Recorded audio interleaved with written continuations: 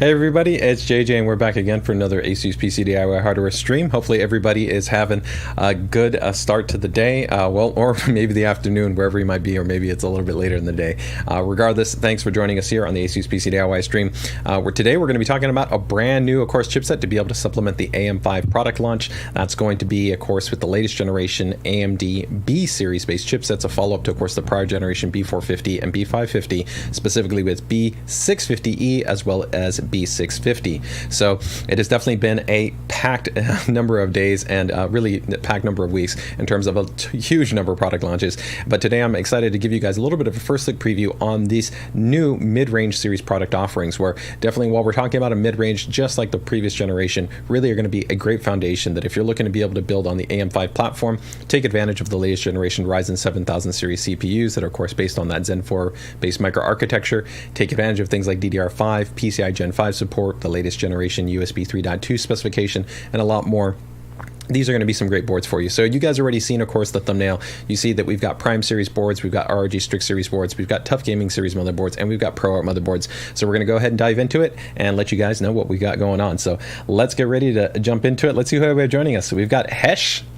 Hey, I love the picture of the pup there. Thanks for joining us here on the stream. Snef, it has definitely been a busy week for me, man, but always exciting when it comes to a lot of hardware to be able to talk about here with the PC DIY community. So that's very cool.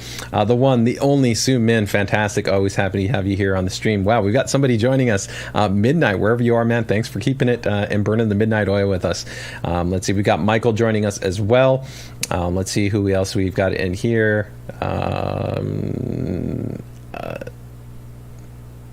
Anybody else I can see right there? Excuse me. Curtis is also joining us right there. And then Aruwan is also joining us. So thanks for joining us, man. And then we've got Toaster. I love that name.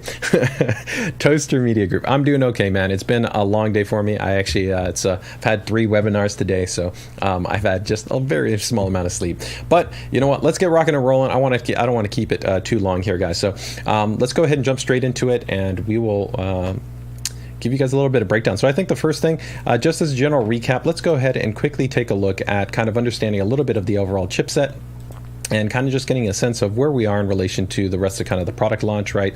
The product portfolio as it is, right? So when we're taking a look right here, you of course have your X670E, which we've already talked about, and then X670, right? So those are your highest end chipsets. And the main differential really, I think from your perspective as a user, if you're going to be looking at the motherboards, right, is going to be that on X670E, you're going to see the broadest level of specification support. So that means you're going to see the most PCIe support for PCIe Gen 5, not only for PCIe slots on the motherboard, but also for M.2 based SSDs. So on the boards that we're going to be talking about today, we'll see boards has as little as 2 M.2 slots, but then go all the way up to 3 slots. But as we move over to X670 and X670E, we'll be jumping into boards that of course support all the way up to 5 M.2 based SSDs, and on our highest end models, you can see 2 to 3 PCIe Gen 5 M.2 SSDs being supported. So that's one of the key differentials. Also, the I/O stack will be different. You'll see quite a bit more comprehensive, ultra high speed I/O. So the things you see, things like USB 4, you'll see 10, 12, 13 high speed USB ports, including 20 gigabits, 10 gigabits, and even 40 gigabit space connectivity. So that is going to be some of the key specification difference in terms of aspects like core functionality, in terms of DDR5 specification support for overclocking, CPU overclocking support. The experience is going to be fairly similar, but we're going to talk about some of the differences that you may see when we talk about a higher end series motherboard to, let's say, more of a mid-range series motherboard, and some of the specialized features and functions that will be present on, let's say, X670E or X670, but won't be present on B650. But for base level of functionality, rest assured that you, of course, have all the manual tuning options. You have standard PBO based options, a cool new PBO enhancement option that I touched on a little bit in our prior kind of performance tuning stream on our X670E recap launch live stream that I'll dive into a little bit more. But the chipsets that we're going to be focusing on right here are going to be B650E. I think a lot of you are going to be really excited about this offering because you get the great balance of still being able to get PCI Express Gen 5 for your PCI Express graphics for next generation support, as well as also still supporting PCI Express Gen 5 for M.2 based M.2 SSDs, at least with that kind of a one-to-one base configuration. B650, you're generally going to see that you don't get PCI Express Gen 5 for the primary by 16 slot. You'll get Gen 4, which is not an issue because the reality is that modern GPUs, even the upcoming 40 series GPUs, you're not going to be constrained or saturated by the PCI Express Gen 4 bandwidth. It's more than enough. Really, PCI Express is really just kind of a mechanism to be able to provide the data to the onboard memory and to the cache of the graphics card. And once it's there, the PCI Express pipeline really isn't saturated when you talk about it from a gaming perspective. Creators are people that actively load the GPU bus. It might be a little bit more critical for them based on their workflow, so it depends on what you're going to be doing. So the main thing that you will see as you go into the B650 that's an upgrade from the prior generations will be support to have PCI Express Gen 5 for M.2 base SSDs, right? And you'll also see there's a little bit of a difference in terms of the spec for SATA support, as well as the kind of a high-speed 20 gigabit and 10 gigabit base ports, right? So that is going to be just a little bit of a high-level recap again in terms of kind of X670E to the B series based chipsets. But fundamentally, you know, from an end user perspective, you're going to still be able to take any one of the 4 series CPUs, drop them in there, the same DDR5 memory, the same GPUs. The core experience is going to stay the same. All right, so. Let's go ahead and get ready to now actually kind of jump into the board stack, and then we'll divvy it up, and I will do a little bit of a refresher for those of you that might have not checked out maybe some of the X670E based content to kind of just show you, hey, we've got these boards, and we have these boards in relation to kind of Prime series, TUF Gaming, ROG series, so that you have a kind of clearer sense of what's kind of going on there, right there. So let's go ahead and bring this up here, and we'll kind of go through it, guys. All right, and if anybody has any questions, feel free to let me know. Actually, let me quickly check before I go into this, see if we have any quick questions right there. So Evan's noting is that I want a B650E motherboard with a great VRM, no RGB, no incident overkill hardware, and great reliability. You won't really have to be concerned in that regard, right? I think actually the TUF Gaming Series would be a great choice for you, although that's not going to be B650E. But, you know, my point to the being, quote unquote, to the RGB camp when people talk about that is that you can turn it off, right? It's not really a prominent point that's going to be on the board, and you're going to get all those other great features. For me, I think what's more important to evaluate is really looking at the core specifications you want, right? Do you want, you know, more high-speed USB? Do you want things like specialized overclocking parameters? So definitely kind of listen through as we go through the board stack and have hopefully a clear understanding of which boards are going to offer you which features, functions, and specifications which you think might be advantageous, right? All right, so let's get ready to go ahead and get into it here.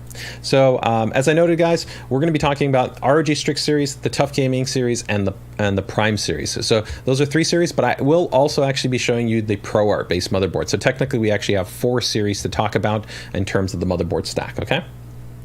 So right off the bat, there you guys can see it. We've got the ROG Strix B650 series of motherboards.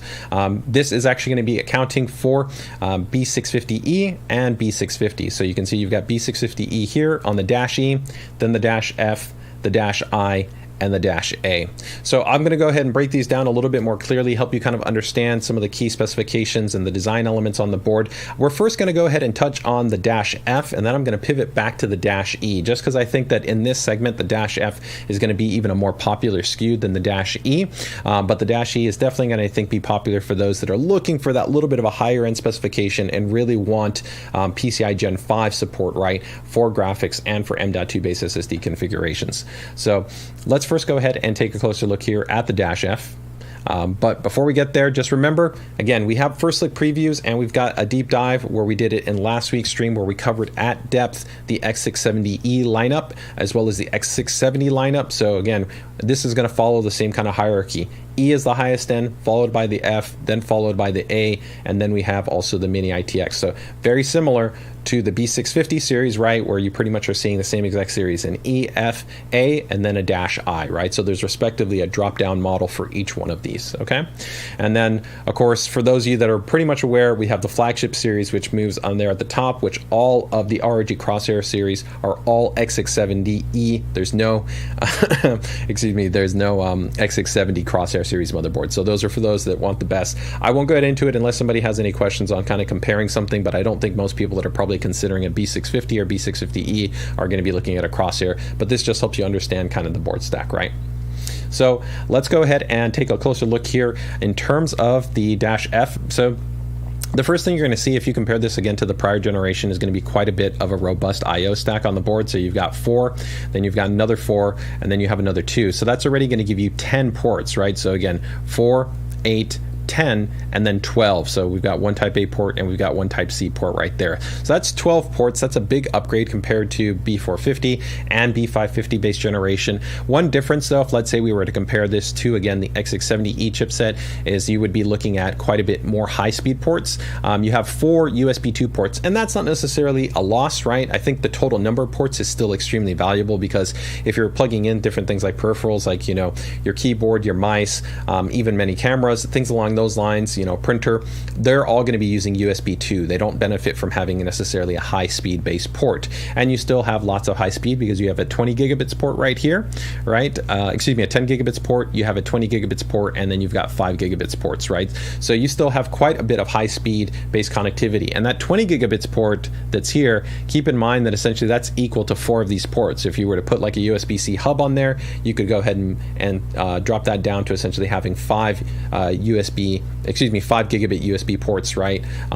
So that, excuse me, 4 5 gigabit space ports, right? If you wanted to go ahead and even add more USB just from that one port alone. So a lot of flexibility still in terms of the bandwidth that you have there. You maintain, of course, high-speed based networking, but that's nothing new. We've had that now for multiple generations. 2.5 gigabit networking, Wi-Fi 6E. You have, of course, the display output support, which is going to be great if you want to take advantage of the integrated Radeon graphics core that's present on the 7000 series CPUs, and then your multi-channel audio out. Now, all the ATX-based boards, you guys are already familiar, but I'll go ahead and show it to you guys here in case somebody is maybe surprised by it. I will go ahead and just show it to you quickly. But all of the ATX boards, the -F, the -E, and the -A in the ROG Strix lineup will have the Q release ejection design. So that means that you can go ahead and just press that button to easily be able to eject the graphics card, right? You'll see that the -F is also going to support up to 3 M.2 based SSDs, and all 3 of those M.2 SSDs have their own heatsink, and you're going to have PCIe Gen 5 for the primary M.2 SSD, and you're also going to get PCIe Gen 5 for the primary physical by 16. So this board will give you the flexibility of having PCIe Gen 5 support for essentially both of those devices, okay? You have an upgrade in terms of the ARGB connectivity, so this kind of brings it standard with all the other kind of current generation boards where we have 3 ARGB headers, and yes, you can do multiplexing on that if you want to be able to go ahead and attach, you know, an ARGB splitter or a hub, and you want to run 3, 4, 5 devices from one header, you can entirely do that. You've got quite a bit of fan headers on there, including an AIO pump header, which will also be on the board. There's also an OPT temp sensor on there for those that maybe trying to go for like maximum, you know, sweet spot value and maybe do overclocking, right? Excuse me, overclocking and water cooling on this type of board, and you want to go with something like that. I know some of the water cooling enthusiasts like to use the OPT temp sensor that is on the motherboard. You have, of course, one RGB lighting zone on the board, and then you get the Supreme Effects Savitech amp, which combines there with the ALC 4080 and the Sonic Studio 3 software suite. Now, do you keep in mind that when I talk about the audio suite and the hardware design, that is where there's going to be a clear difference between the TUF Gaming models and the ROG Strix models, right? The ROG Strix models have the upgraded ALC 4080 with the Savitech amp and that more dynamic and richer software suite with Sonic Studio 3 compared to the TUF Gaming isolated audio design, right? Now, one other thing that's also going to be consistent on all of the ATX SKUs, but I'm calling it out right here. So all, again, ATX SKUs that I'm going to be talking about, the ROG Strix, the TUF Gaming Series, and the Prime Series will all feature support for Thunderbolt 4 via our Thunderbolt 4 add-in card. So while you won't have 40 gigabit space connections on here, you will have the ability that if you want to add that to the motherboard, you can go ahead and pick up the card, drop that in there, and then be able to have that ultra high speed based connectivity. Now, we don't put that on there because, of course, it would considerably increase the cost of the motherboard, and the reality is most users don't have more than 5 gigabit based devices in terms of high speed based devices. But if you want to be able to have that, then we will have you covered there. If you want a motherboard that does have essentially, you know, Thunderbolt 4 on board, USB 4, right, then you would take a look at the ProArt board when we get to that one. That will be the only model within the B series lineup that will have essentially that specification natively on the motherboard. Or of course you could look at to one of the higher end based chipsets like in the X670E lineup of motherboards where we have multiple models that do feature USB 4 specification natively on the motherboard. Okay, now before I go ahead and and jump into the next parts, let me go ahead and quickly just see if we have any quick questions. I'm going to also quickly just go ahead and show you guys the Q release design. I'm pretty sure the vast majority should be very, very familiar already with this feature if you've watched any of our streams again in the past. But in case you're wondering, right, this one is an X670E board, so don't confuse this with, of course, the B series motherboard, but it's pretty much the same in terms of that functionality. So right there you can see that you've got the Q release button. You can see that I've got my 6000 series Radeon graphics card installed, right?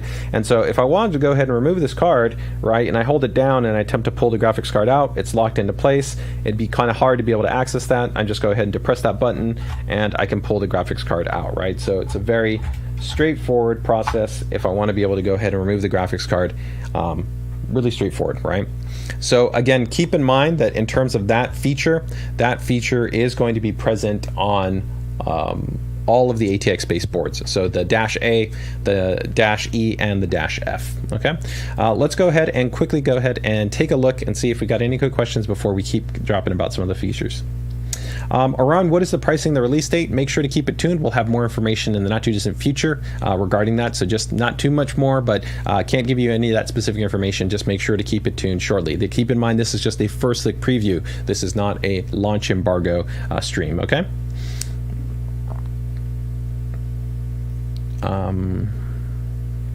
So asking for a white B650E, no. As you'll be noticing in terms of the breakdown, if you saw the initial images when I was sharing those, I'll go back to that initial image right here in terms of the board stack, right? You will see that we will only be offering the B650-A, so no white. If you want white, then you're going to need to go up and go to X670, right? So you can see we have X670E-A, right? And for the people that, push, the reality of the situation is we are already offering the most comprehensive white ecosystem across all manufacturers. There's not any manufacturers producing more white components than us. And while white has consistently seen an uptick, and we've been supporting it, right? I noted we have coolers, power supplies, fans, chassis, motherboards, graphics cards, peripherals, right? Monitors, everything in our lineup essentially has some form of white option. It's just not in the same share, right? So it is challenging to offer multiple types of variants, right, when it comes to an alternate colorway. So we have already pushed ourselves to be able to offer two essentially different variants, both in the X670E as well as in the B series. So hopefully that will find the specification, the design will be in alignment with what you're looking at there, right? Okay. Let me just go ahead and quickly see if there's any quick questions right there before we get to the next part. Coolers, yeah, Andrew, I'll be talking about that in a little bit, but if you're just kind of wondering from a straightforward perspective, it's pretty straightforward when it comes to ASUS's side. Our coolers, like the TUF Gaming LC coolers, which are AO coolers, those are going to be cross-compatible, so their AM4 will go straight to working on any of the AM5 based boards. If you do consider one of our Strix LC coolers or Ryzen coolers, we do recommend our optimal AM5 bracket for the best interoperability, compatibility, and performance, and users that do purchase those, they can go ahead and contact our service and support team, and we'll get you out the AM5 native bracket recommendation. If you have other coolers, generally for the most part, most coolers should generally be cross-compatible, but as always, you will want to go ahead and verify with your cooler manufacturer to verify if it's fine with the native AM4 bracket or if it will require a different solution, okay? Or essentially an updated solution, right? Ramon, no pricing that we're going to be putting out today, so just keep that in mind. Of course, this will be lower pricing than what you will have for X670 and X670 based chipsets, but no pricing that I'm going to detail today. That will be coming in the not too distant future, all right? And I will, just like in the X670 launch, I will have a dedicated price list that we will go ahead and disclose in the PC DIY group pretty much as soon as I can go ahead and put it out. So if you guys are not part of our PC DIY group, make sure to join us. It's in the description, okay? So as we go back and we take a look here at the -F, you can go ahead and just get a recap, right? You've got the PCIe Gen 5 support, right, for the by 16 slot, for the M.2 slot.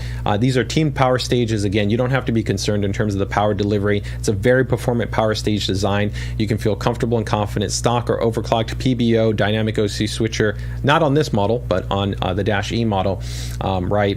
Then you're not going to have any concerns in that regard, right? So the -I we're going to get to in a moment, but I actually want to circle back to the -E. So let me go ahead and bring up the -E here.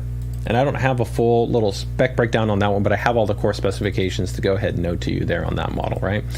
So let me go ahead and bring up the Dash E, and I will also put it just side by side with the Dash F, just so that we can kind of see them a little bit different, right? Excuse me, well, we can kind of see the difference between the two, right?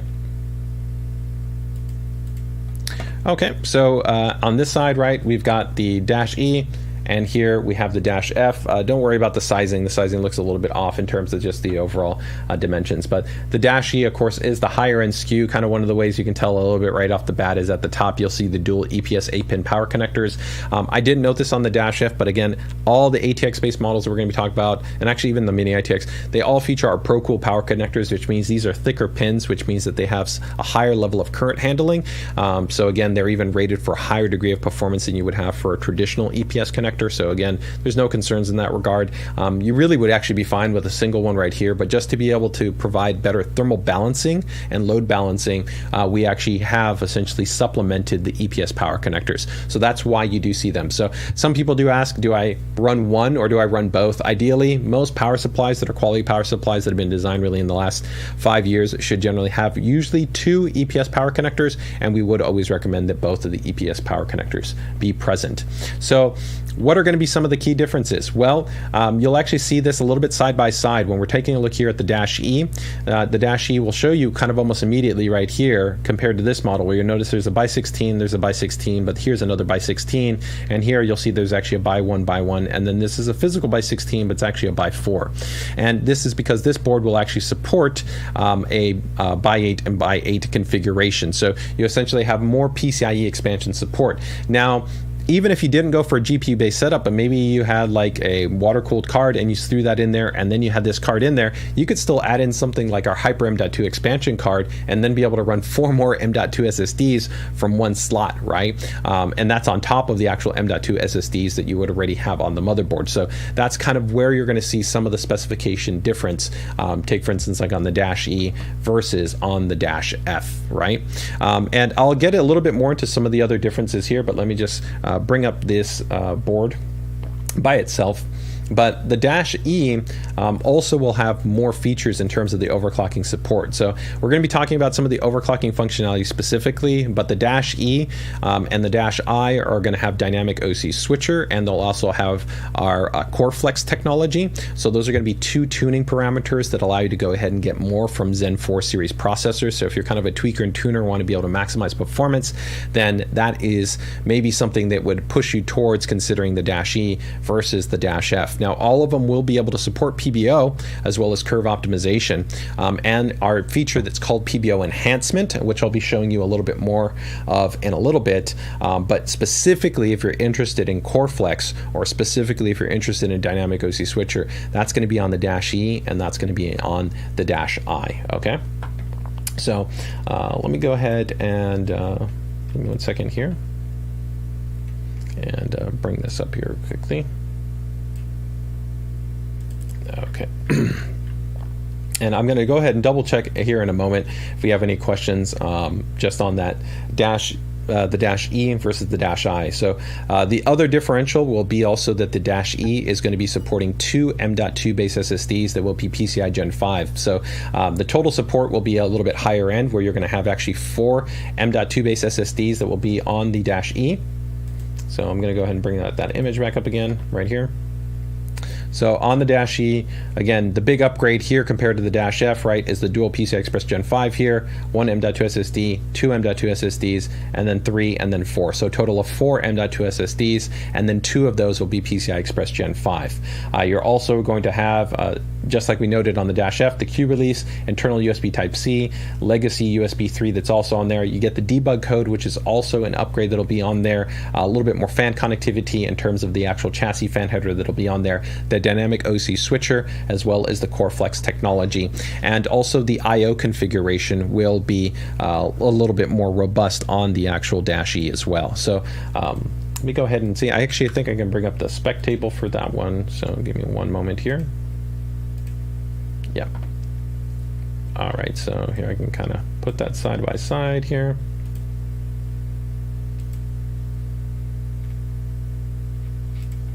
All right, there we go. Okay. So yeah, so if we take a look right here, when we're taking a look at the Dash E, again to recap, dual PCI Express Gen 5 by 16, right? That's going to either excuse me, run in that by 16 or in that 8 by 4 configuration, right? Then you can see right here in the M.2, you're going to have, of course, the 4 M.2. You'll see 2 of those are PCI Express Gen 5, right? As opposed to on other boards, you might only see 1 PCI Express Gen 5, right? And then the others will be PCI Express Gen 4. The I/O will be similar. It's going to have 2.5 gigabit and Wi-Fi 6E. The same audio design, there's no difference. The Savitech amp, and then of course the ALC 4080 codec. You still also would have to add in the Thunderbolt add-in card if that was interest to you, right? In terms of the I/O, you're going to see it's very similar. We have 1, right? And then we've got 6 ports, so 7. So this right here, that's going to be 8. And then you're going to see 4 USB ports, so a total of 12. So 12 ports on the rear, so similar as well to the Dash F in that regard. But again, high speed, you still get 10 gigabits, and you also get the 20 gigabits base port. Then you can see internally, right, you've got 1 of that Type-C, the legacy that I noted, and then you, of course, got the USB 2 ports, and then the 3 ARGB fan headers, right? So overall, 3 ARGB headers, and then from there up to a total of 8 hand fan headers. But all this is not representative also the AIO header, so technically don't count that number. That's not exactly accurate there. All right, so that is going to be the Dash E. And I'm going to go ahead and now bring up the Dash A. I think we'll bring it to the Dash A, guys, and then we'll do the Dash I. Do you think that makes sense? I think that makes sense. So let's do the Dash A. For those of you that are interested in a white themed board. Okay. So here we're taking a look at the Dash A, right? And actually, I thought I had a little image banner for it right here. Give me 1 second. Let me see if I have that out there. I mean, everybody should kind of hopefully know already the the respective models right here that I'm kind of referring to, right? But just in case of it, there we go. All right, Dash A right there. So here we can of course see same thing, large robust VRM heatsinks, Team Power stage based design. You'll see the Q release, the internal USB-C, the legacy USB 3 header right there as well, right? You still maintain the Q LED, but you don't have the debug LED display. You've got your 3 ARGB headers that are also going to be on here. You see 1 less total fan headers than what you would have on the Dash E. So the Dash E is going to give you a little bit more, but keep in mind that also for the Dash A, you're still going to be maintaining of course, multiplexing support, so if you want to be able to put a fan splitter cable or PWM hub or something like that, you're entirely fine. So you can run 3-4 fans, from 1 single header without any issues, no concerns in that regard, right? This one also does have the Thunderbolt header down there, same Supreme Effects audio design in terms of the board, so still that ALC 4080, Savitech amp, and the Sonic Studio suite.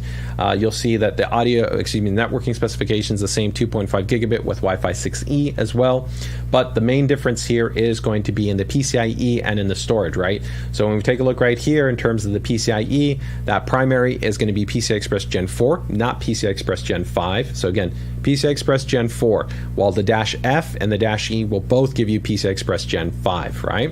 And then on the M.2 base SSDs, you're going to see there you have 3 M.2 base SSDs, where like the Dash E gave you a total of 4, right? But you're still going to be able to have PCI Express Gen 5 on one of those M.2 SSDs, and then the 2 other M.2 SSDs will be PCI Express Gen 4.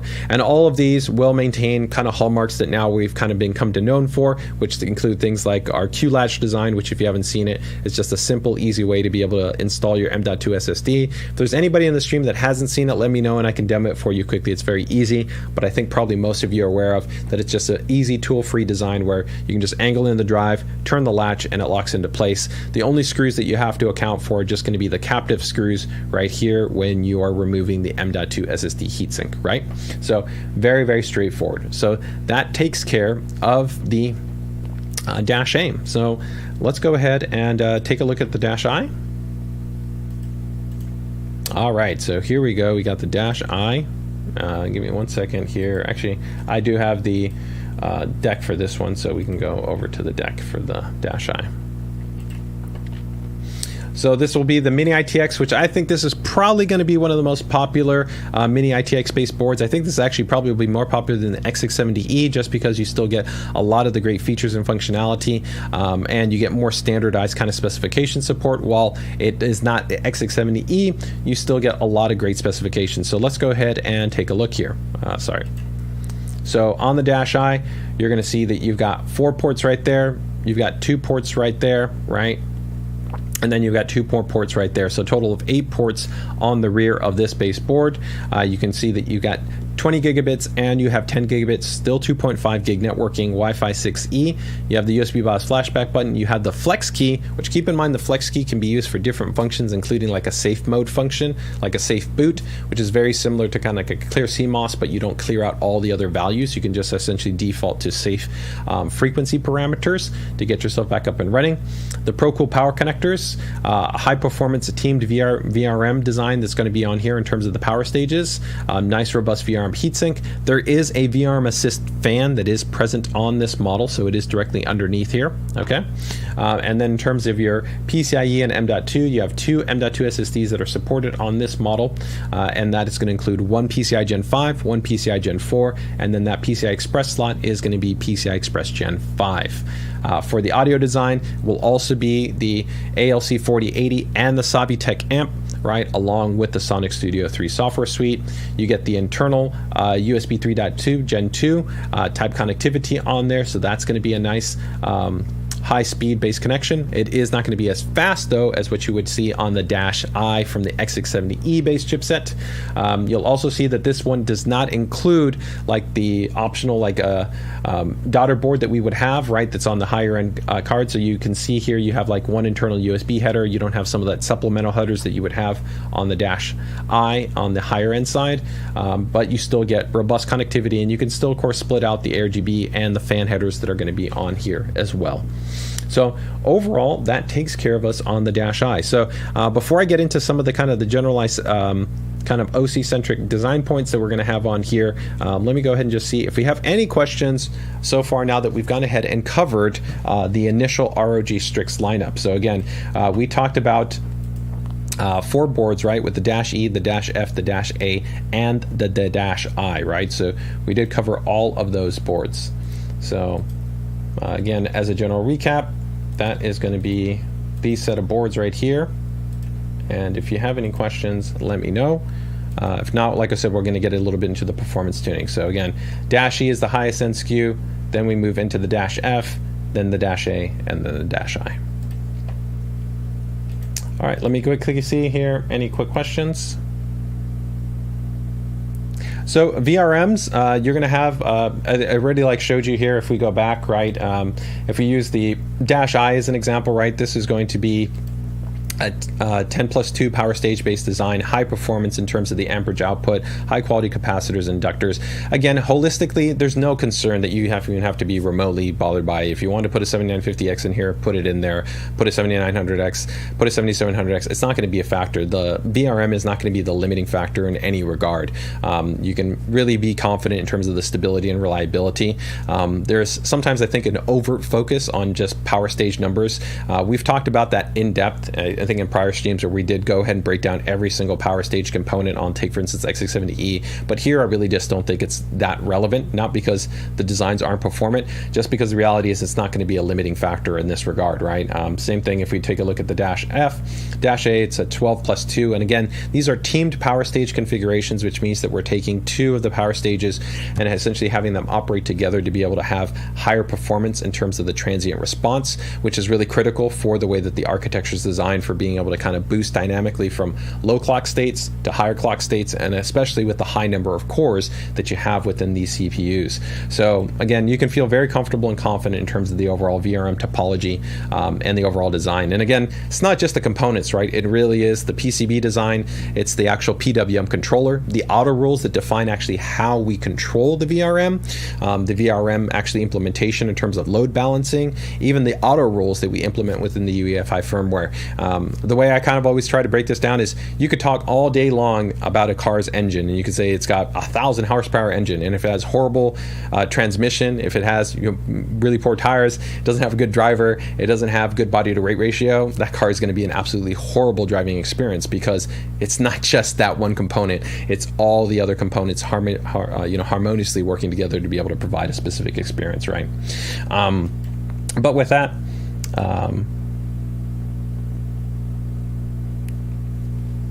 let's go ahead and just see if we had any other questions that might have popped up right there. No problem, Hesh. Nocturnal Soul is asking, can I use Gen 4 SSDs on a Gen 5 M.2 port? Yes, there's entirely backwards compatible, and that's true for both the PCI Express slot as well as for the M.2 SSD slot. So in either scenario, if it's a Gen 5, it's still fully backwards compatible with Gen 4, and it would even still be fully compatible with Gen 3. Happy to have you here, man. Thanks so much.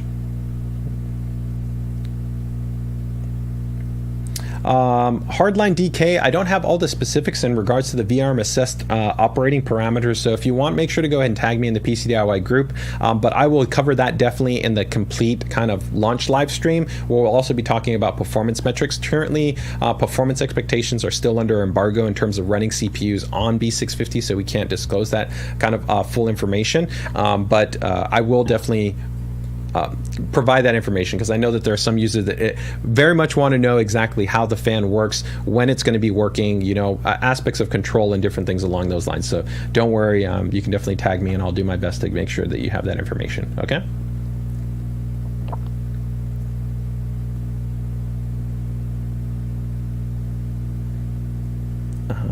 Go ahead and just see right there. Mark, it's really interesting that you have that feedback. I would say that the consensus of the community doesn't align with that. The reality is that the Strix series has actually been the #1 selling mid-range enthusiast generation board, generation to generation. And that's really been proven quite evident, I think, actually amongst the community.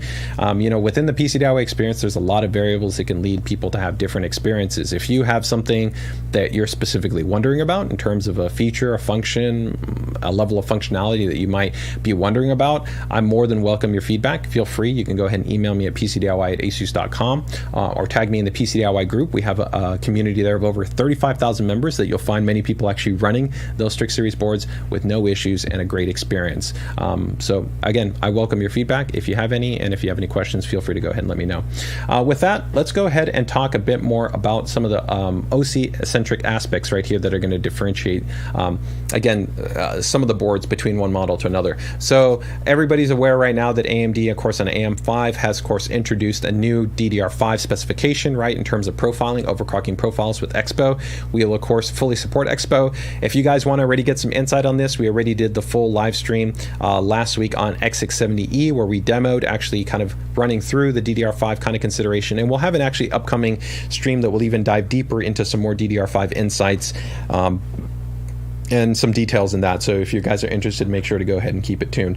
But we will, of course, support Expo. We'll also support our DOCP profiling functionality, which allows us to go ahead and read the XMP data set, right, and then apply that on AMD-based motherboards. And we will also still maintain our AMP functionality, which allows us to take non-profiled kits and then have specialized, essentially tuned parameters to be able to get more from those kits. So you've got a lot of different options when it comes to DDR5 overclocking.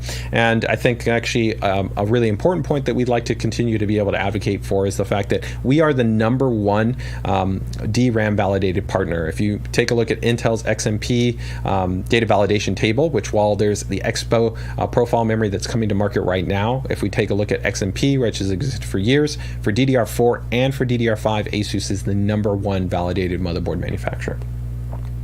So two really cool features that we're going to have here, and this is going to be specific to the Dash E and to the Dash I, will be Dynamic OC Switcher and then Core Flex. Dynamic OC Switcher, of course, will allow you to go ahead and take advantage of PBO and also per-core CCX-based overclocking at the same time, and you can dial in the temperature as well as the current. And there's also going to be a heuristic that's available to you so that you can actually tune the length of duration that exists between either one of those states. So if you wanted to hold out a little bit more, if you wanted to have a little bit of a faster faster transition, you will actually be able to customize that. Core Flex is going to be a brand new feature that's being introduced. The really cool thing with Core Flex is that it will give you the flexibility to essentially more aggressively boost the frequency, especially at lighter loads, and you're going to have algorithms that you can tap into customize this that include temperature, current, and voltage. But keep in mind, this feature is going to be exclusive to the Dash E and to the Dash I, where if you looked, of course, on many of the X670 boards, it's pretty much present on all of them. And we also have our ASUS AIOC technology, which includes automatic enabling of PBO with tuned parameters and curve optimization and dynamic OC switcher. And again, if you want to see a demo of that, go back and watch the X670E launch live stream, where we actually show you exactly how the ASUS AIOC applies actually a curved offset, essentially undervolt, right? It does the curve optimization for you based on the extensive testing that we've done with numerous CPU samples across different types of configurations, right? So it saves a huge amount of time and effort, and that could be a really big thing. If you really want to take advantage of Curve Optimizer, it might be worth adopting into an X670 board just so you don't have to manually spend that time to do that tuning, okay? But a new feature that you will see is going to be this new PBO enhancement. So traditionally you would see the option to kind of just toggle PBO on and off, and then there's always kind of this debate on what do I need to define for the EDC, the PPT, TDC, the Fmax, and scalar. Because we actually know our boards best, we actually can help to then provide kind of targeted variables which can be beneficial at maximizing the PBO's essentially kind of headroom, right? And in relation to also kind of your cooling performance, which also has to be something you account for. But one really other cool thing too here is that we are introducing these essentially thermal limit targets, so that if you want more kind of control and flexibility, you will be able to define in temperature targets. So you can see right there, you can kind of select level 1, level 2, level 3. Now that will offset a little bit of performance, but if you're somebody that is going to be running sustained workloads and you prefer to kind of try to hit a temperature target, then this is a cool level of functionality. This will also be in addition to our own special mode that we have within Armory Crate that will adjust the PPT, so essentially the power envelope, and bring down the power envelope a bit to also help to lower temperatures. This really isn't a factor for gamers or for general desktop users. It's really, if I'd say, for users that are going to be actively loading the CPU under a more kind of heavy consistent state across a high number of cores or across all cores. If you're not going to be in that scenario, a lot of the conversation regarding, you know, the whole 95C consideration, which is not hot because also the actual thermal junction marker has been changed for this generation. It's not the same it was in the prior generation, so the CPU has been designed to operate at that marker. You don't have to kind of be concerned with that, but you know, under a gaming scenario, you know, even with something like a 7700X, 7900X, you're going to be in, you know, the mid 50s, mid 60s. It depends on your cooling solution in the game, but it's not going to be a point of concern in terms of the temperatures. And the same would hold true for general desktop applications. Okay, so that is going to be some of the overclocking related functionality that we have on these boards. So before we get ready to go into our TUF Gaming models, let me go ahead and just see if we have any questions that might have come up there. Okay.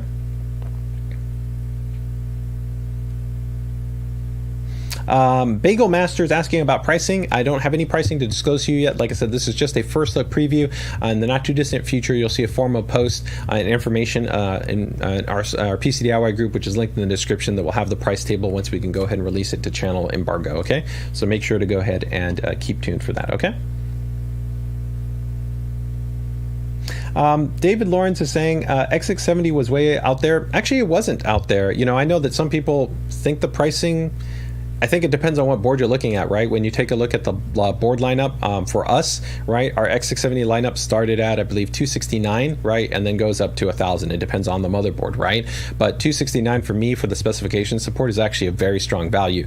A lot of users, you have to really understand that you're not just talking about the chipset. You're talking redrivers. You're talking about additional PCB layers. I mean, even just in layer count alone, motherboards don't exist like in 4-layer PCBs anymore, right? Because we're moving over to much more complex board designs. There's more thermal requirements in terms of actually the copper layer that actually helps to actually dissipate heat pooling that exists there. So, you know, most of the motherboards you're talking about 8-layer, then there's 8-layer with low loss PCBs, then there's enhanced copper substrate, and that's just the PCB. You don't even notice any of the stuff on top. Then account for things like upgraded VRM, then add in complexity to have specialized MUX switches and quick switches that are needed if you want to start to be able to kind of switch between all these different PCIe Gen 5 matrixing, right? And it's not even remotely close between X570 and B550 in terms of board complexity and design consideration. Even I/O, consider most of the X670 boards all have pure high-speed I/O on the rear backplane, where you would actually still find in the prior generation boards that had USB 2. All these things add complexity and cost, but that's why, to me, I still think that, you know, if we take a look right here, if you guys remember when I was showing, if you're looking for, you know, X670 but at a price, you know, more reasonable price point, then look at something like the not even here in the Strix lineup, but you know, I'll be guiding into this a little bit, but we could go all the way down, you know, go to TUF Gaming.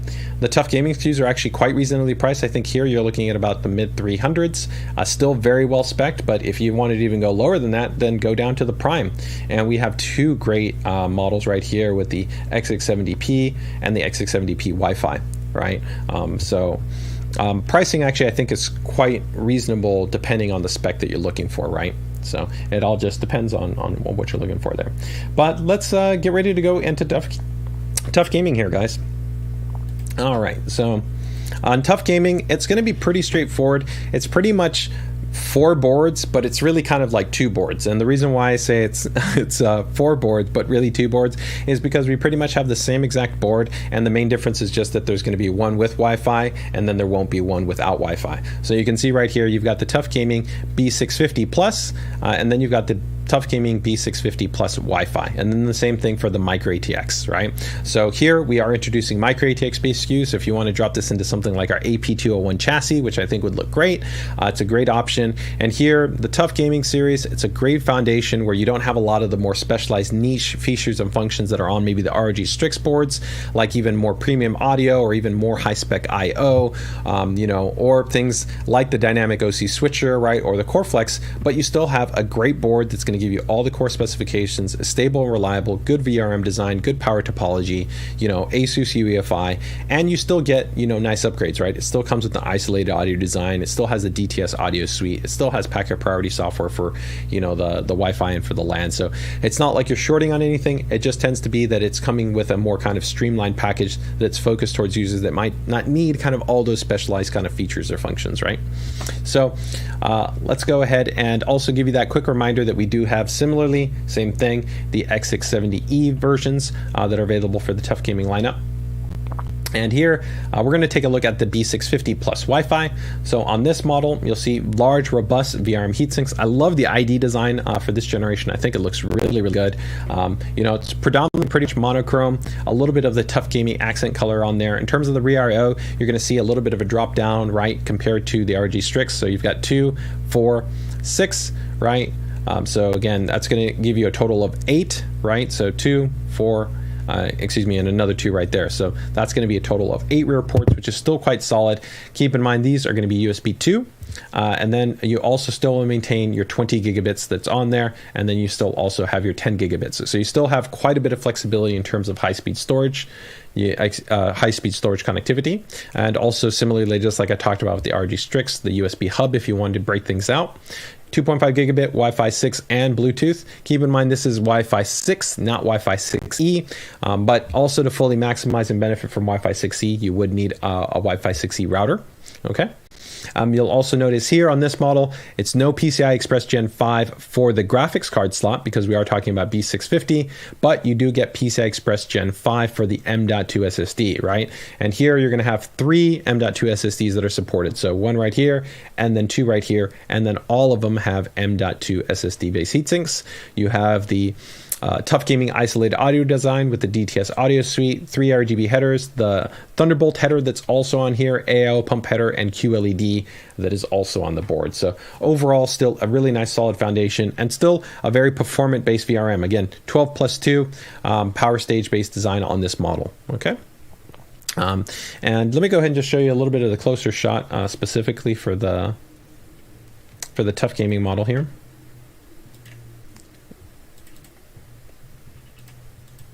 And we will have that same model just in a non-Wi-Fi. So I'm not going to cover that one. It's pretty much the same exact board. It's just, if I switch right there, if you even notice, there's the Wi-Fi, here's the Wi-Fi, and there's no Wi-Fi, right? So it's pretty straightforward, right? But you can see that really nice, clean design aesthetic, I think it looks really, really nice with the vector design language, right? It's present on there. And here, down here, if you were wondering again about, there's that Thunderbolt header that I was talking about, right? And in case, you know, maybe you're new, maybe you're a first-time builder, when I'm referring to the AIO pump header, that's the AIO pump header that's on the motherboard. That would be specifically for things like our TUF Gaming LC cooler or our Strix LC coolers, which would plug into here, and then the 2 radiator fans would plug into the CPU and the CPU OPT headers, okay? Then your USB-C internal header, which is going to be present on all the boards. So that's also a nice upgrade compared to some of the prior generation where not all the boards had internal USB-C, which is now fairly common on most chassis, right? Not on all chassis, but I would say on most chassis. Okay. So we're going to get ready to take a closer look at the mATX version of this board. But let me quickly just see if we had any other questions that came up right there.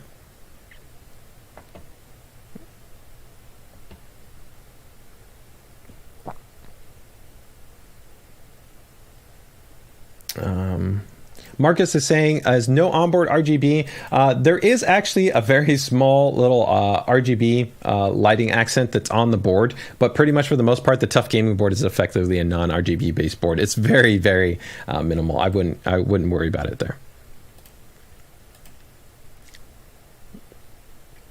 I think the Strix A model is the white theme. Correct. Yes. So if you missed that, we already showed that model, but I can go ahead and re-show it really quickly right here before we go to the mATX.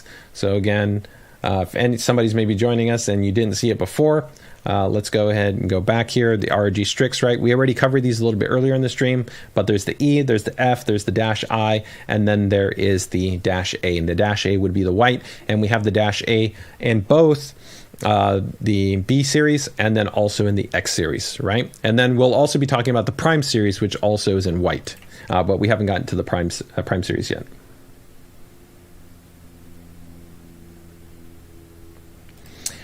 Thomas is asking, can one fan header handle a 200 millimeter fan?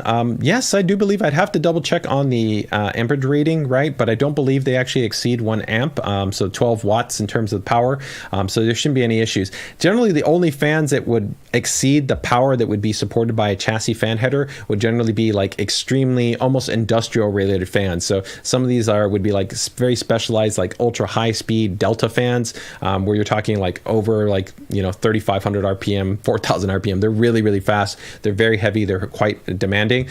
They're generally usually designed for like server and workstation based designs. Those sometimes you'll have very specific amperage requirements, but otherwise for pretty much any standard consumer fan, it shouldn't be an issue in that regard.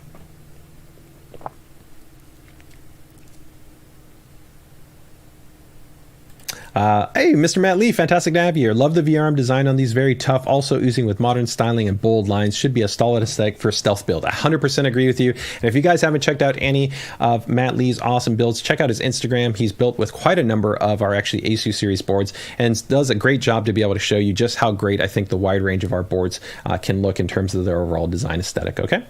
All right, let's get ready to go ahead and take a closer look at the micro ATX based model here for the TUF Gaming lineup. So let me go ahead and bring that board up here. And you're going to be pretty similar to, to the ATX-based SKU. We're just going to shrink things down, right? So we're going over to micro ATX. You still have pretty much almost the same type of I/O configuration, right? So 2, 4, 6, and then 8. So you've got 8 USB ports that are going to be on here.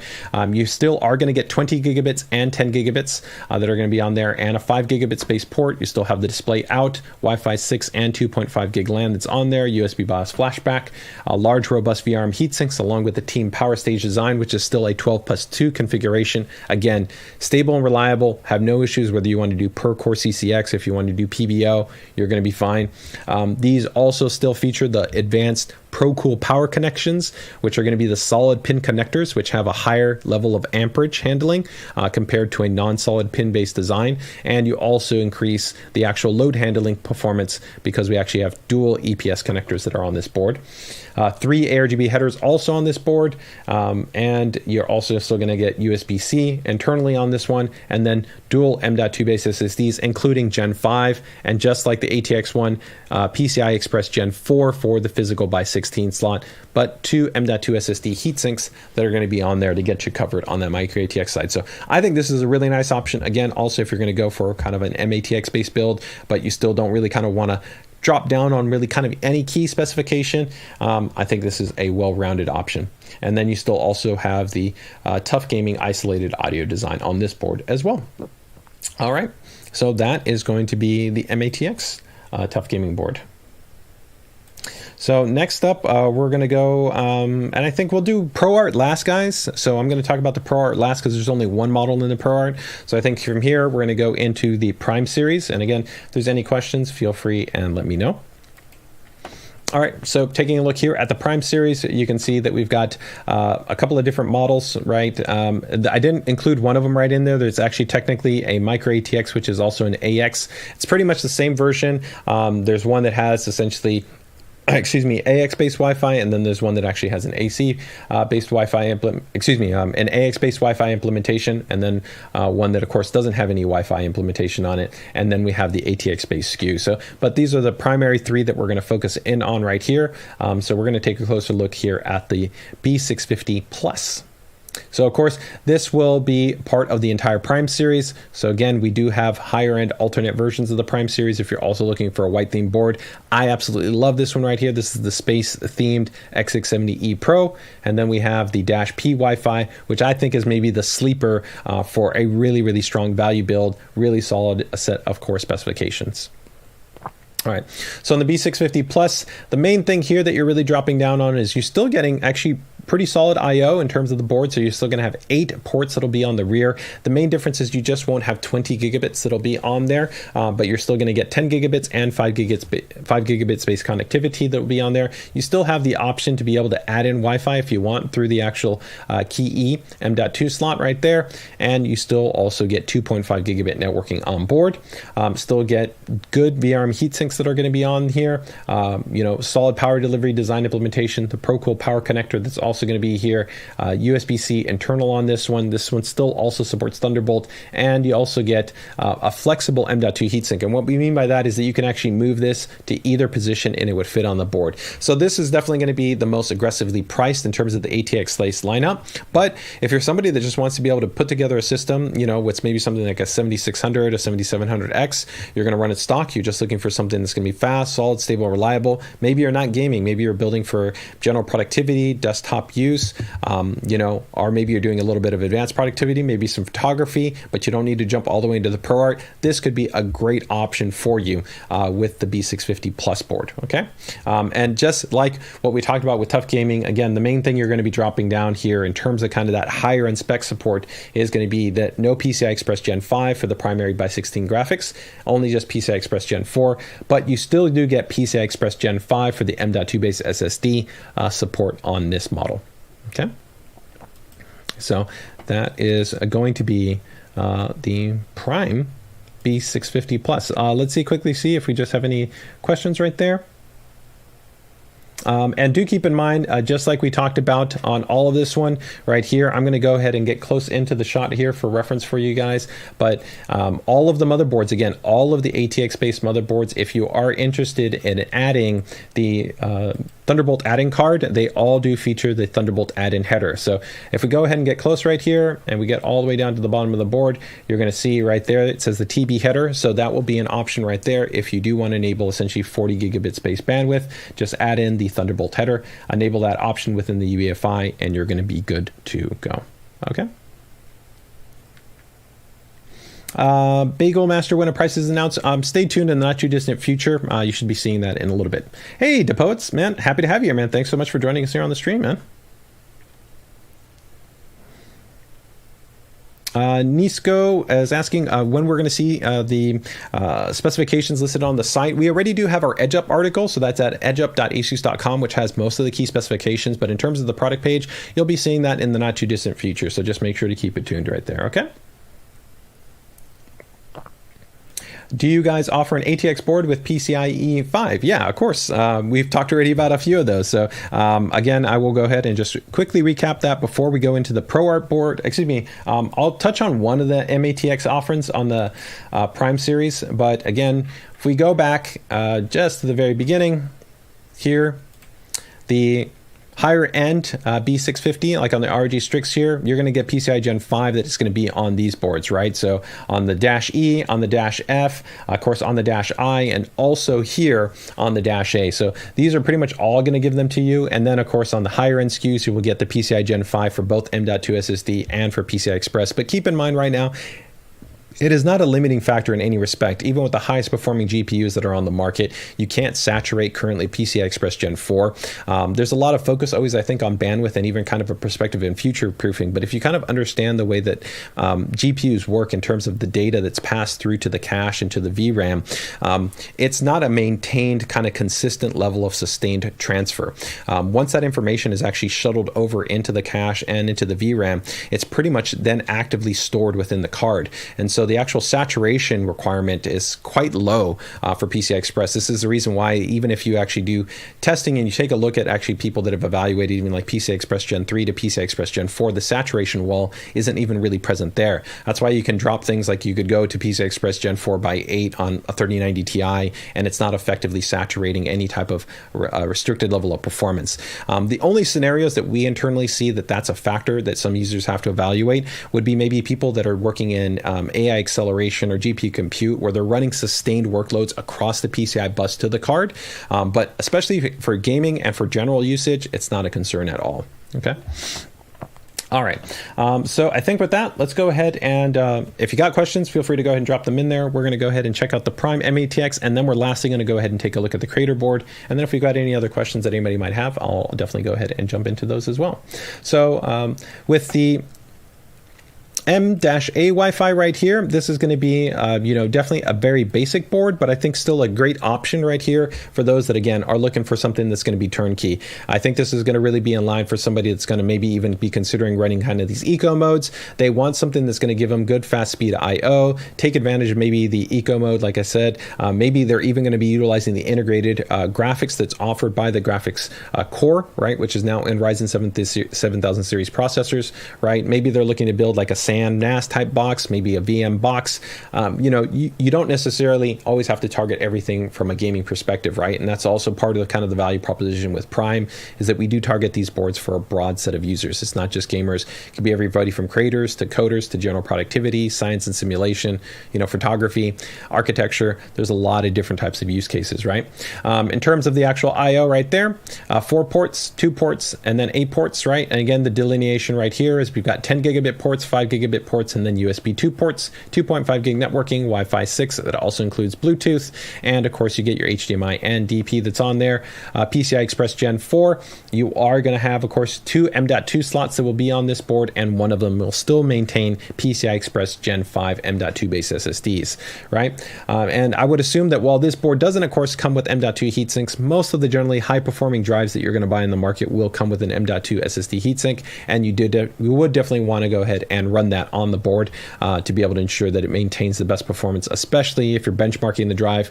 Real world workloads, it's not as noticeable in terms of actually really hitting a thermal kind of consideration on some of these drives, but definitely if you're somebody that wants to keep clicking on Crystal, Diskmark, or Atto, you will definitely start saturating the drive and producing quite a bit of heat. So you do want to ensure that the drives are well dissipated in terms of adding in a heatsink.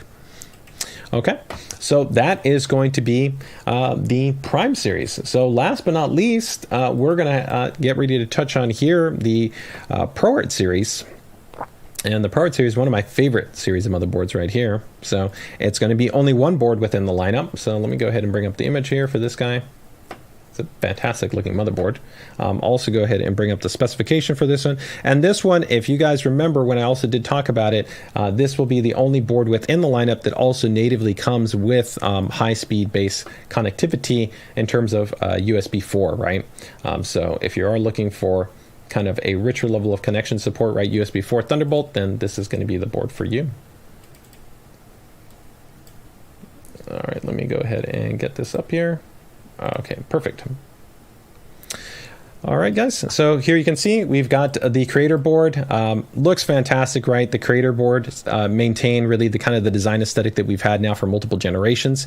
So this is really kind of just this clean, classy, refined, monochrome, monolithic design language is what kind of we refer to it internally right here. These nice kind of angles that I think look great. We maintain this kind of little bit of diffused design aesthetic, which is on the IO shroud, which I think looks really nice. And then just a little bit of kind of gold accents.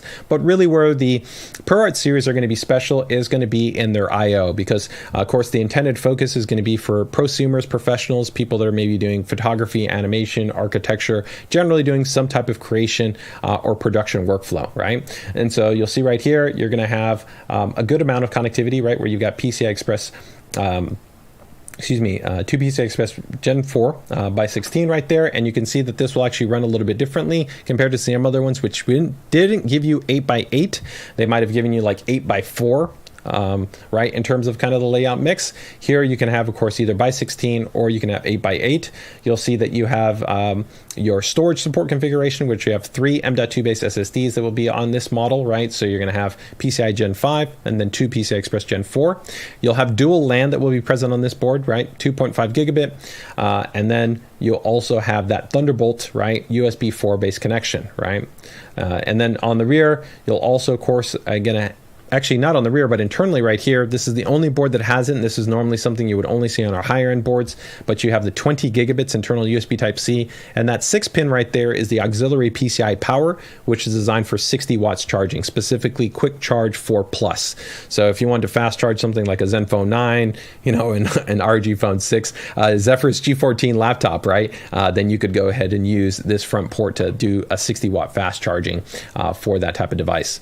You also, of course, going to have your legacy USB 3 right there. You're going to have your SATA. This board also will give you, of course, same type of RGB connectivity as the other boards, even though there's no RGB lighting on here. If you did want to be able to add a little bit of flair to your build, then you still got your ARGB headers that are going to be on this board as well. Okay, and that is pretty much going to round out the ProArt's kind of core features, functions, and specifications there. Let me go ahead and just see if we have any questions there on the ProArt base model. So Glenn is asking, they have an XX70E ProArt with 10 gig E. That's correct. We also have the Extreme, and we also do have a 10 gig E add-in card. So if you are kind of a fan of needing 10G connectivity, then we do have an actual 10G add-in card solution, which you can just drop into a PCI Express slot. We do get a lot of questions, like some people ask, why don't you add it? 2.5 gig is really our standard, right? And we understand the market really well because we are one of the largest networking manufacturers, so we produce routers, and we are in coordination with chipset partners and telco providers to kind of see what deployment, request, and demand is. And the reality is, even still right now, in terms of a 2.5 gigabit switch, the cost delta is between a 4 to almost 5x cost delta for a 2.5 gigabit switch. You can get a 1 gigabit switch for about $20 to $25. A 2.5 gigabit switch is going to cost you in excess of $100, $125. And then 10 gigabit switches would increase quite a bit more. Similarly, like we also only have select routers that also come with 10 gig. But we have kind of deployed the infrastructure to be able to give you the most range, regardless of what you want. If you want 2.5, then we're going to have 2.5. If you want 10G, then we'll give you 10G, right? And in case you're wondering, this is our 10G add-in card. We actually have a couple of different versions, but right here we do have a 10G add-in card that if you want to be able to drop that in, bam, you can get your 10G networking, right? All right.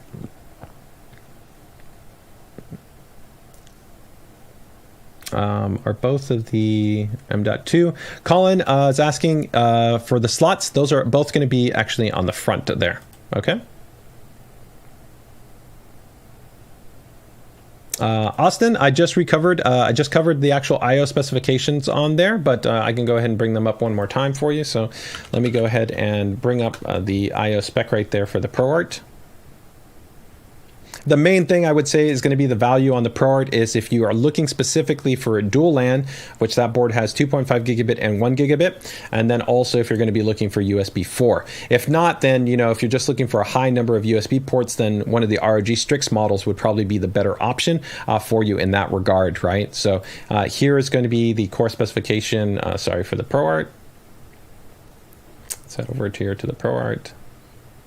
So here on the ProArt, as I noted, right, 2.5 gig and 1 gig. Now, one thing that is not noted here in terms of our networking that is kind of cool here on the ProArt series is that we do actually have kind of an out-of-band management level of functionality that's called ASUS Control Center Express, which if you want the ability to be able to have kind of monitoring level functionality for your system, then that is a cool level of feature set. No Hero Crosshair Extreme for B650. That's correct, because ROG Crosshair series are our flagship series of products. We never offer ROG Crosshair or ROG Maximus on entry chipsets. So you will only see them on the highest end chipsets. So we only offer Crosshair, which right now for this generation, I showed off essentially that there were 3 models. So we have specifically the Gene, we have the Hero, and we have the Extreme, and those are only for the higher end chipset. So if we, again, take a look right here, again, here's the ROG Strix B650 series. There's the X670 series, right? And then here you see our flagship series. The ROG Crosshair series is only on X670E, not even X670, only X670E. And if you want a full deep dive on those boards, we already did a full stream where we have first look previews, and I even have my mega stream where we compared every one of the boards in the X670 lineup from top to bottom, from the Prime all the way to the entry level, so like $270 all the way to the $1,000 flagship. We talked about all the features, functions. We did a little bit of live overclocking, talked about the new ASUS AIOC features. We talked about all the comparative features and functions and specs. What's the difference between TUF Gaming to ROG Strix? What's the difference between ROG Strix to ROG Crosshair? So all that has been covered for you. You can check that out, okay? All right. Yeah, Depote's saying does not have 10 gigabit. Correct. It does not have 10 gigabit because 10 gigabit would be on the X670E ProArt, right? So again, we reserve that because on a higher end spec, because generally in this price segmentation, generally most users wouldn't be considering it. But again, you have the PCI Express slot. So if you want to be able to drop in 10 gig, then you could do that with the 10 gig add-in card, right?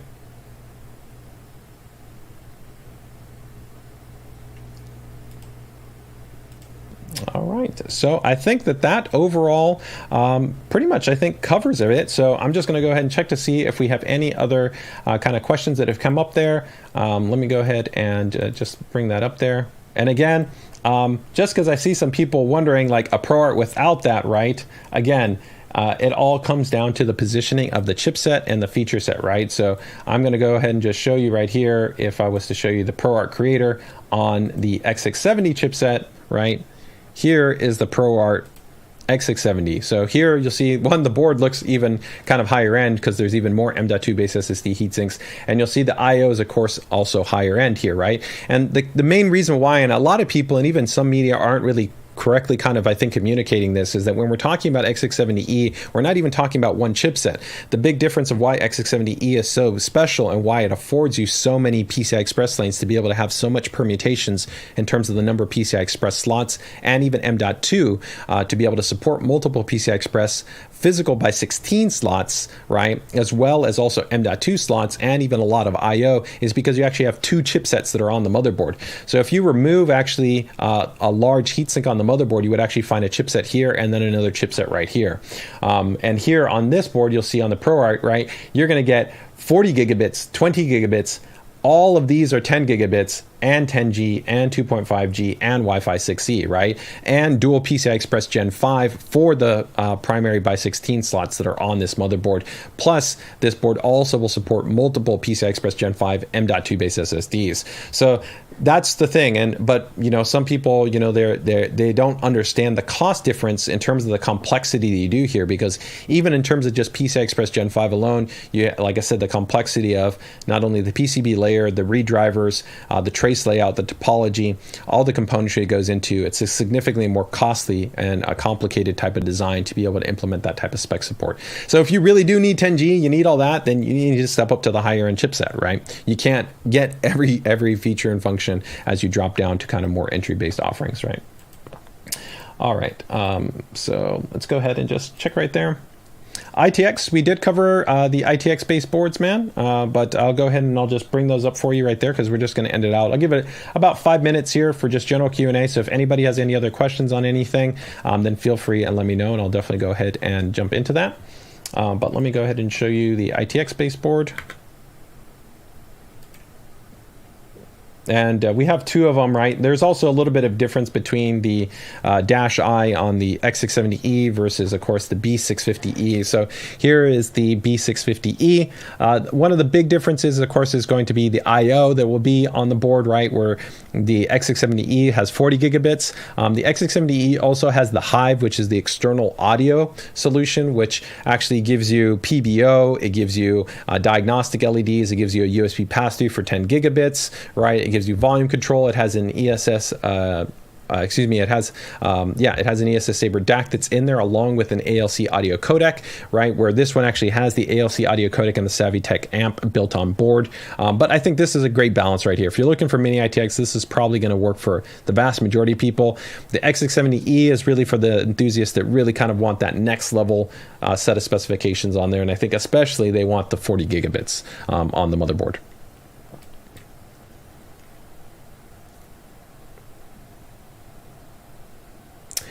Jonathan, yeah, sure. You joined a little bit late, so I can just give you a quick recap right there. So in terms of what you're going to be looking at right here, this is going to be the mid-range series. So right here, mid-range starts off in terms of the ROG Strix lineup. That's our highest end series. So it'll be the E, the F, and then the Dash I, which is mini ITX, and then the Dash A. Keep in mind, these two are going to be B650-E, and this is going to be B650, right? So the main benefit here is going to be, of course, where you have more support for PCIe Gen 5 for the primary slot, as well as for an M.2 base SSD. And there's also a little bit more robust I/O. And then if we drop down to TUF Gaming, TUF Gaming is going to be right here. Let's go back over right there. There you go on the TUF Gaming. TUF Gaming, even though it shows 4 SKUs, it's really going to just be 2 models, either the ATX or the micro ATX, and then whether you want Wi-Fi. So that I think is going to be a very popular choice. And again, you can watch this stream on demand, and you can go ahead and see kind of the compare and contrast in terms of the differential. Keep in mind, this is also though going to be B650, so there's a little bit of drop down where you don't get PCIe Gen 5 for the primary physical by 16, but you still get PCIe Gen 5 for the M.2 base SSD. And the main difference also is on the rear, where you get a little bit less USB ports, right? The higher end boards are going to get 12 USB ports, and here you're going to drop down a little bit. Okay, let me go ahead and see. No pricing yet, so just make sure to go ahead and keep it tuned. We'll have pricing in the not too distant future, okay? Jimmy's asking, no, the onboard VRM componentry is not going to affect anything in relation to your GPU's temperature, right? Although keep in mind that we do have GPU temperature input mapping. So within the Fan Expert software for supporting boards, you can actually set the software to be mapped to the GPU. So if you wanted to have your fans respond to the GPU temperature as opposed to the CPU temperature, that is an option that you have available to you. Okay. Glenn is asking, in terms of the overall availability, stay tuned. Early October, you're going to get a little bit more information on that regard in terms of channel availability. Thank you, man. Appreciate it. Yeah, I look forward. Hopefully we'll get the opportunity to maybe sync up, do a little bit of a Q&A. I'd love to be able to do something with you, man. So best wishes to you and yours, man. Stay safe, stay healthy. Let's see right here. I love the look of the Prime boards. I recently got the Z690-A, and I love it. Great performance and quality, man. Thanks. Fantastic, man. Thanks for being Team Prime. And if you haven't, make sure to join our group. It's linked in the description. Also, make sure to go ahead and maybe submit your system for our PC DIY Builder Spotlight. So that's actually a weekly live stream that we do on Fridays. We actually love to show off system builders that have gone and utilized ASUS hardwares, man. So love to be able to go ahead and show that off. 10G Ethernet on B650E? No 10G Ethernet. Pretty much you're going to be looking at 2.5 gigabits. If you want to add 10G, the best option is going to be adding in something like a XG 10 gigabit add-in card. If you natively want 10G on a motherboard, you're going to pay for it because it's going to be going into a significantly higher class. And it's just because there's not a large demand for 10G based networking. It's a very costly component to put on the motherboard, and only a very small set of users actually really require 10G, especially with further progresses within Wi-Fi, right? it's actually becoming a little bit of a balancing act, right? Because with Wi-Fi 6, you already were exceeding gigabit wireless throughput, gigabit wired throughput. And then when you went to Wi-Fi 6E, while of course wireless specifications in terms of their speed will go down over distance, in the relatively optimal range, you could be talking about, 1,500 to 2,000 plus megabits, right? So it's twice the speed of an Ethernet cable. So for a lot of people, the demand and the merit for having 10G networking is minimal. Now, I definitely appreciate it. I have a 10G NAS system set up, and I have a 10G point-to-point system for two of my systems that I have networked together, but the reality is most users don't, right? Plus, they might not have a 10G pipeline in terms of their networking, right? Switches, their NASs, right? So it requires quite a bit more of an investment, right? So 10G, if you want to add it, the best option really is going to be a 10G add-in card. What mouse is right there? Are you talking about this one? This is the ROG Chakram, one of my favorite mice, especially. I'm 6'2", I've got big hands, so if you're looking for a mouse that is well suited towards people with larger hands, it also has a nice lip to it, and it has the, of course, joystick dial and lots of mapping options. And I love also the fact that you can go ahead and pull it apart to be able to change out the switches. It has tri-mode connectivity, USB-C, Bluetooth, and USB-C. 36,000 class leading optical sensor that's on there. You can get the ROG Chakram. We actually have a few different versions. The original ROG Chakram is on sale. It's like on promo right now for like 89 bucks. The newer model is a little bit more expensive, the ROG Chakram X. And then you can get the ROG Chakram Core, which is the wired version, which it'll kind of bounce back and forth in terms of the pricing. Okay.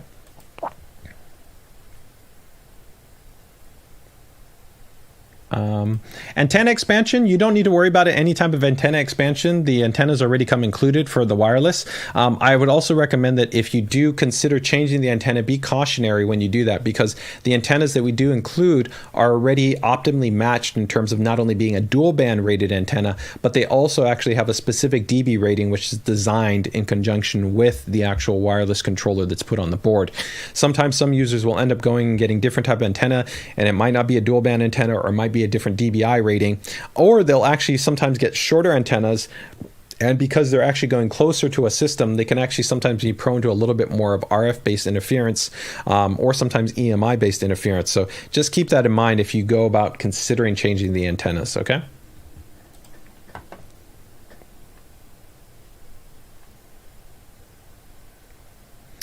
Leon's asking about any new Rampage series. So this is all about AMD. Rampage series are reserved for generally kind of the higher end Intel-based chipsets, right? So right now there's no plans because there's no new Intel-based chipsets. But if you did see a new kind of Intel HEDT-based chipset, so something like a follow-up to X299, then you would see a new Rampage series-based motherboard.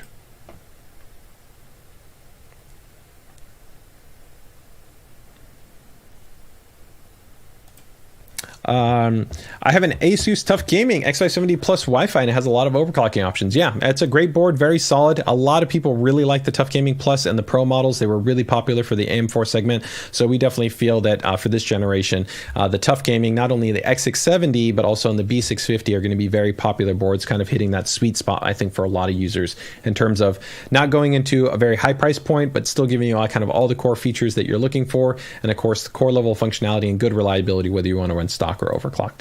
All right, guys, I think that pretty much wraps everything up. So unless we have any last questions that I can go ahead and get to here, we're going to go ahead and get ready to wrap out the stream, guys, right here.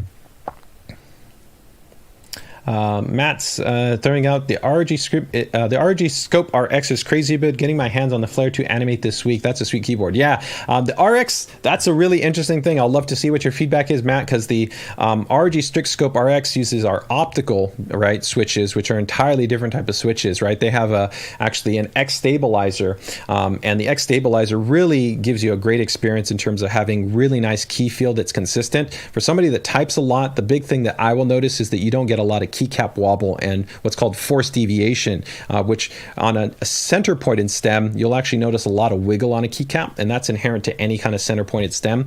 The Flare 2 Animate has our ROG NX based switches, which are center stem based designs, but that gives you the flexibility. You can swap out different keycaps if you want that. You can get different switches, but the only switch that comes close to something like an RX switch in terms of its stability, and I think the real smoothness, is going to probably be like a box switch. And then you would also have to go Well, actually, the keycaps that we do use in the Flare 2 Animate are already PBT double shot, so they're quite nice, and it also has sound dampening foam. So it'll be interesting to see two very different feels, but both definitely nice keyboards. So be cool to see what your thoughts are there. All right. I think that wraps everything up, guys. Thank you guys so much for joining us on the stream. Again, if anybody has any follow-up questions, feel free to go ahead and join us in the ASUS PC DIY group. It's linked in the description. If you have any questions, comments, feedback, feel free and let me know. If not, make sure to also join us on our weekly PC DIY hardware live streams that happen every Friday at 3 p.m. So with that, take care, take it easy. Best of luck with your builds or your upgrades. And again, if you have any questions, comments, feedback, make sure to go ahead and drop in the comment section down below. We'll be following up, or check us out in the PC DIY group. Take care, take it easy.